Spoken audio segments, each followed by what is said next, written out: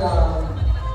But I know that when you entered the room, you were so shocked and amazed, mixed emotions. But when you saw the family of your mom, I was really, really shocked. I thought Daisy would come, but then, wow. just wow. But I know that you wish somehow that your mom is also here with us celebrating with you, but as much as she wants to, her schedule won't permit. But don't worry, on behalf of your mom, our band prepared a very special song that we know you love singing with your mom. So if you could please sit down first and listen to this very special song of you and your mom. Palakpakan naman po natin ang ating napakagaling po na band.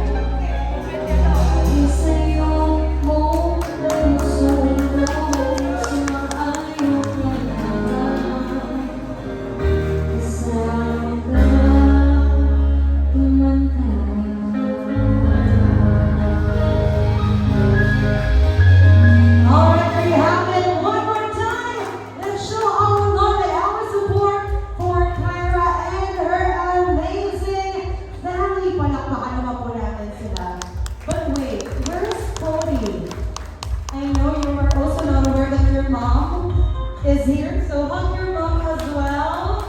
Hindi namin sinabi kay Cody kasi baka machika niya kay ate. Mahirap na. So with that said, may I request the four of you to please have a family picture. Palakpakan pa natin sila. It's been a while since this beautiful family have come together. And this time, I know that Kyra's wish is granted for her 18th birthday. Sige po. down, Cody. And then look at the camera, everybody. Okay. 1, 2, 3, smile. And then hands closer to each other. Hug. And then one walkie pose. 1, 2, 3. Alright. And so to finally dive into all the fun and festivities of today's celebration, I would like to request Daddy Sam to have this honor of welcoming everybody. Yaman din lamang na ikaw ang pinaka-pasimuno ng sorpresa nito. So guys, this event, this amazing celebration wouldn't be complete without the effort of the father of our David. At palakpakan po natin, Daddy Sam.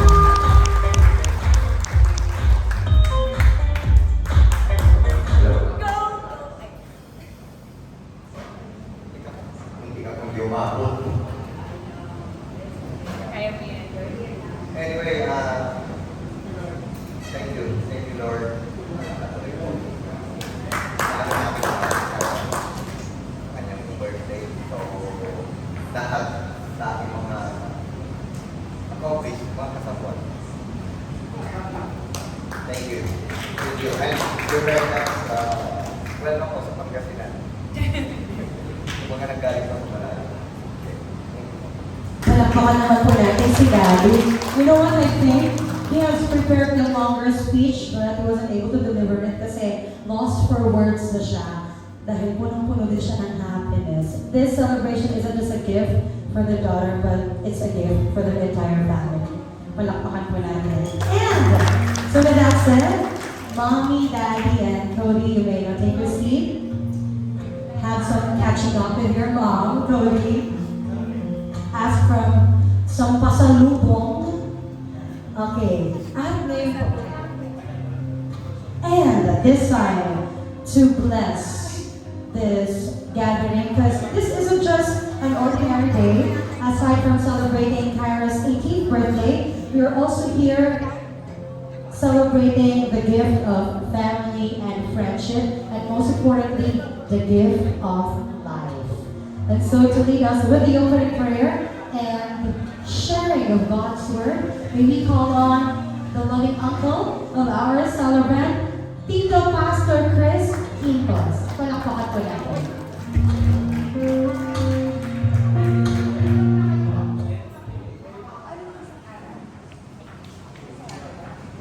We invite everyone to clap our God. Amen. Tayo po tayo lahat. Lord, in the name of life, sa white house. Di ba palakpakan po natin ito? Lord, thank you God for the gift, Lord, that you give. Amen. Happy birthday, Kyra.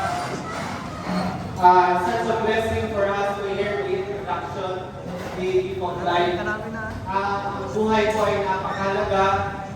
Ito po'y pinag-aalagahan po ng Panginoon at ito po'y confirmed.